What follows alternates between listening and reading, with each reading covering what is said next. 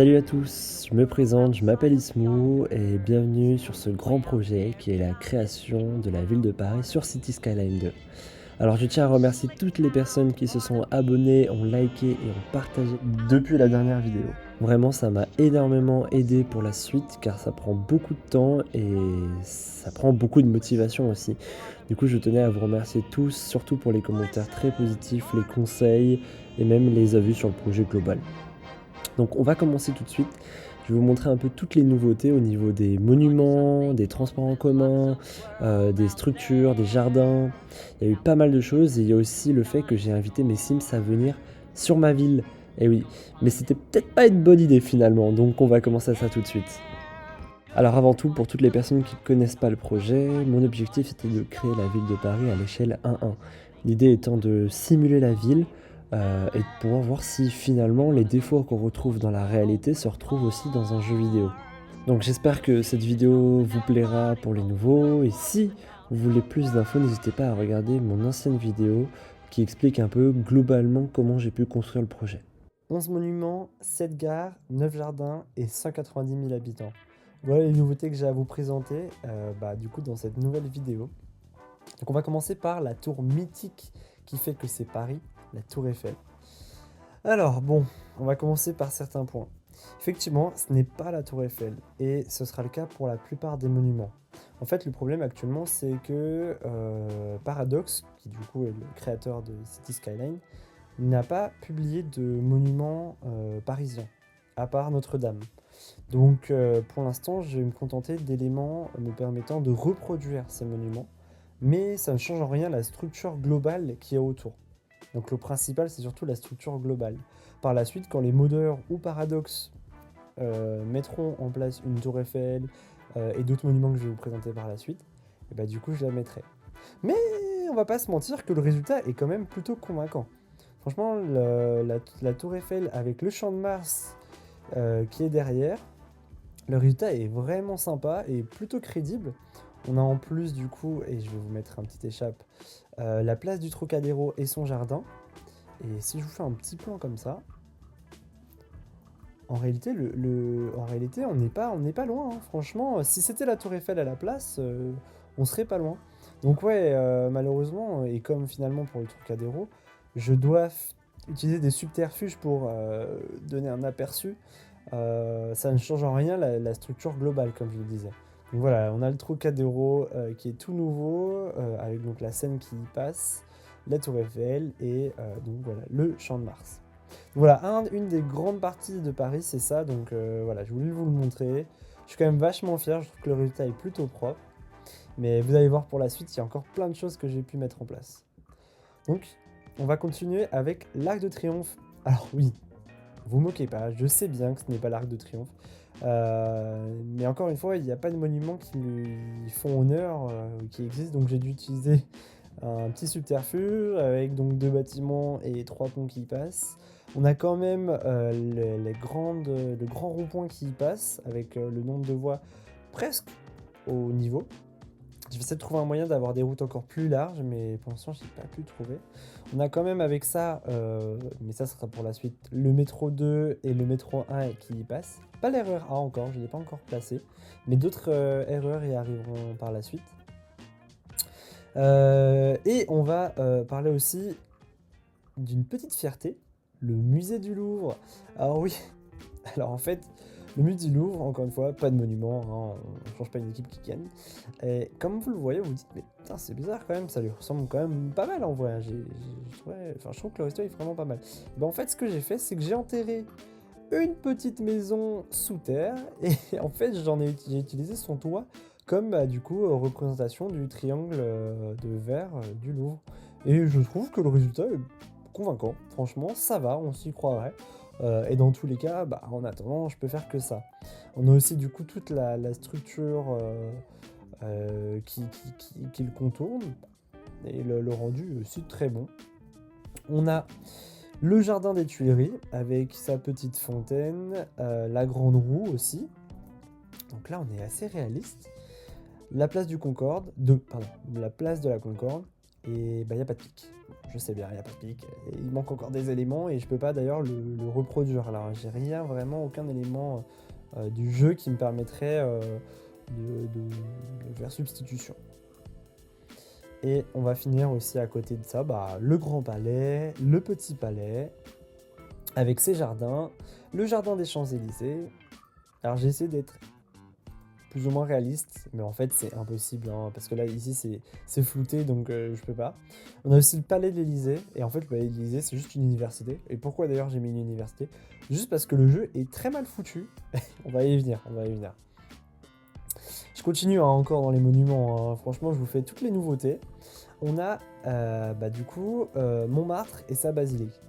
Alors, là je réponds à toutes les personnes qui m'ont écrit en me disant bah en fait Paris c'est loin d'être plat. Et c'est complètement vrai, hein, je l'admets, hein, je vis à Paris. Hein. C'est loin d'être plat. Le souci c'est que le jeu est très mal fait et que en fait la gestion des auteurs est pas encore 100% fiable. Donc j'ai dû faire qu'une petite partie et donc j'en ai profité pour faire la partie la plus haute.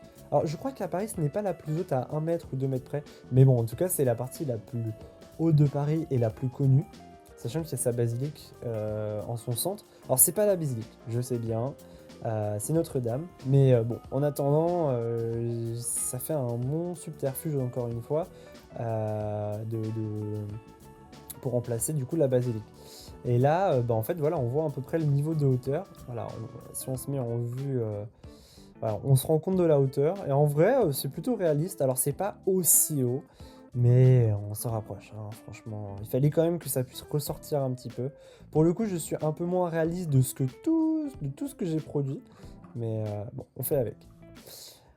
On continue, on continue, on continue. On a Notre-Dame maintenant qui a été placée. Alors oui, j'ai ajouté un petit DLC et en fait, il y a pas mal de monuments qui sont disponibles. Et du coup, il y a Notre-Dame. Alors, du coup, qui n'est pas à la bonne échelle. Et ça, c'est bien dommage. Parce que du coup, en réalité, en fait, le jardin est censé toucher jusqu'ici, mais ça n'est pas le cas. Elle est plus petite que prévu. Et en plus de ça, elle est réparée. Mais bon, on va faire semblant. Voilà, donc là en gros, je vous ai présenté un peu tous les monuments assez anciens. Je vais parler un peu des endroits assez connus, donc on va parler de la tour Montparnasse, donc avec sa gare en plus de ça. Le rendu est assez fiable. Je dirais pas que c'est le plus fiable, j'ai essayé de faire comme je pouvais, mais rien d'impressionnant, voilà. Et puis j'ai d'ailleurs changé la tour, pas mal de gens m'avaient dit que cette tour-là était plus réaliste. Et en vrai, oui, en vrai, je suis allé sur place et effectivement, je la vois rarement, mais elle est quand même plus réaliste. Je continue donc avec la bibliothèque François Mitterrand que vous avez vu dans l'introduction. Et là, je sais pas, j'ai pas grand-chose à dire. Je trouve que le rendu est bien. Et ah oui, encore une chose, je n'ai pas de texture. Donc j'ai pas de texture pour mettre du bois, mettre du béton. Donc effectivement, tout est très vert.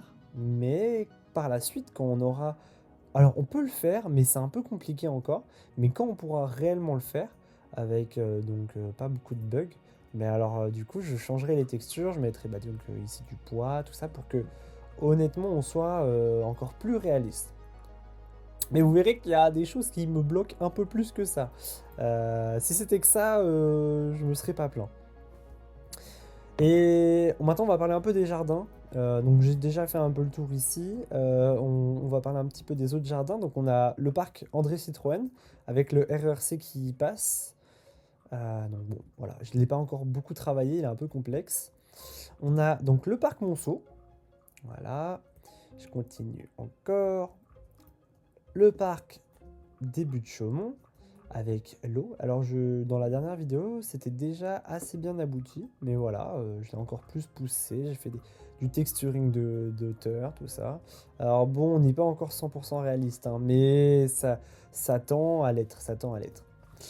Le petit cimetière du Père-Lachaise.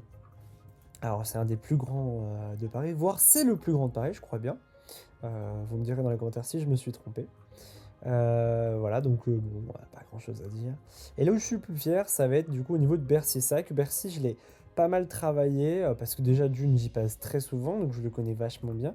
Mais ouais, on a les auteurs les auteurs, du coup, avec les petites... Attendez, pour ceux qui y passent, vous allez savoir. Alors bon, c'est pas très... je vais nettoyer un petit coup. C'est vrai que j'ai fait au pinceau un peu à l'arrache avant la vidéo pour que vous voyez. On a les escaliers qui montent vers le haut et ensuite on a le pont qui permet de rejoindre du coup la bibliothèque François Mitterrand. Mais on a aussi du coup la zone de bus pour Bercy, pour la prise des bus à Bercy. Et en plus on a même la sortie. Donc attendez, j'essaie de peut-être... Non, on verra pas très bien. Donc les bus rentrent par là et ils ressortent. Et d'ailleurs, ils passent aussi ici. Alors, j'ai plus le nom, vous m'excuserez. Mais on a aussi ce bâtiment-là, qui est un bâtiment, je crois, économique, en tout cas un bâtiment de l'État, assez spécial. Et bon voilà, je l'ai reproduit aussi ici. Je trouve que le rendu est propre. On voit aussi dans l'intro le passage du métro 6, et que du coup, avec la vue de Paris, qui est juste magnifique à chaque fois que la 6 passe. Et voilà, globalement, je vous ai montré un peu toutes les nouveautés au niveau des jardins, des monuments et des structures. Mais il y a aussi d'autres nouveautés. On a donc les gares. Donc maintenant, j'ai travaillé toutes les gares. Et d'ailleurs, il y avait un commentaire d'une personne qui m'a dit « Mais ce serait bien que tu mettes des noms dessus pour que la vidéo soit encore plus... comment on pourrait dire ? Soit encore plus clair, quoi, qu'on comprenne où on est réellement. » Donc on va commencer avec la gare de Bercy, qui est une gare routière à l'origine. Qui est pour récupérer les véhicules, qui d'ailleurs n'y est plus. Et on peut voir dans les petits détails l'escalator pour y monter et rejoindre, le passage du coup sous terre, des voitures qui passent. Il y a même des petites LED violettes ici. On peut continuer donc avec la gare de Lyon. Et là, je ne l'ai pas complètement poussé. Bon, j'ai essayé de faire du mieux que je pouvais, mais je vais essayer d'ajouter des choses par la suite. On peut même avoir du coup le TER 1 qui n'existe pas, mais si on clique dessus, on peut avoir le TER, le TGV, le Transilien R, le métro 14. Voilà, de toute façon, vous savez, hein, les transports en commun, j'avais déjà bien poussé le concept. On a toutes les lignes qui y passent, que ce soit le métro 2, 1, 2, 3. De toute façon, j'ai fait une vidéo à ce sujet. Et d'ailleurs, à l'Arc de Triomphe, il y a aussi le métro 6, j'avais oublié qu'il y passait. Finissons donc avec toutes les autres gares. On a la gare de l'Est. Bon, voilà, la gare de l'Est, pas grand chose à dire. Elle est quand même beaucoup plus simple. Et évidemment, la gare du Nord, avec les RER B qui y passent. Il passe... C'est drôle, je le vois plus. Oh! Autant pour moi, je sais pas. Ah si, voilà, il est là. On le voyait pas très bien. Attendez, peut-être que je l'ai mis... Voilà, on le voit passer ici. Tac. Et là, on voit la petite ligne passer. C'est vrai qu'on le voit pas très bien avec ce bleu. Et d'ailleurs, le RER B qui passe, du coup, par Châtelet-Léal, évidemment. L'un des axes de transport en commun où il y a le plus de passages. Alors, c'est pas 100% réaliste, je le sais bien, mais j'ai essayé de faire du mieux que je pouvais avec vraiment le placement des routes, tout ça. Et du coup, on a le métro 14, l'RER B, le métro 4 et l'RER A qui y passera.